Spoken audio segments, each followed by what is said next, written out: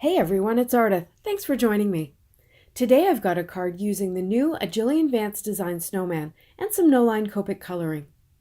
I started by stamping the snowman from a cool friend. He's the perfect size to be the single focal point on a card. I used Catherine Pooler Twilight ink and I stamped it first onto scrap paper to make my mask and then onto my cardstock without re-inking. This way the outlines were very light and they wouldn't show through my coloring. I cut out my mask and I extended the ground line so that the mask would go right across the whole cardstock panel. I used temporary adhesive to stick the mask to my stamped panel and I got out some blue inks for blending. I started with something borrowed and a blender brush and I blended the ink all over the exposed portions of the panel, right up to the snowman. Then I got out suede shoes and I blended some more, this time staying closer to the edges of the panel and less towards the snowman. This created a lighter glow around the snowman when I took off the mask. But before I took off the mask, I spritzed the sky with some water and I lifted it with a paper towel to add some snow in the background.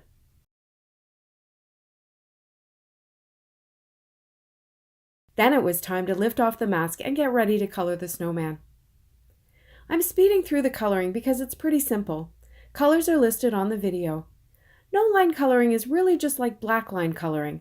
You still color where you need to, but you do need to be more aware of shadows and shading, since you can't rely on the black outlines to provide any definition. I think the hardest part is the white snowman. I used a blue-gray Copic to create dimension on the snowman's body and on the ground. Then for the rest, the hat, the nose, the scarf, I colored just like I would have if the lines had been black. It was during this process that I noticed I had a big blotch of blue ink on my snowman's bottom. This happened because I wasn't patient enough to let the sky dry fully before I moved on to the coloring and some blue ink got onto my hand. But at this point it was too late to start over. I put it out of my mind, finished the coloring, and I figured I'd find a fix later on. And I did.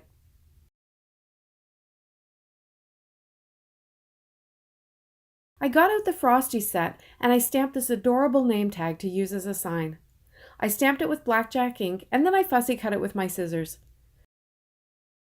To create a post, I cut a strip of craft cardstock and colored it with 2 brown Copic markers, making sure it was very streaky so that it would look like wood grain.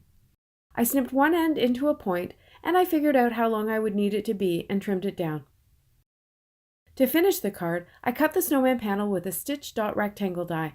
I popped the sign up with foam tape and then I added some stickles for sparkle on the snowman, on the top of the sign, and at the bottom of the sign post. I hope you enjoyed this video.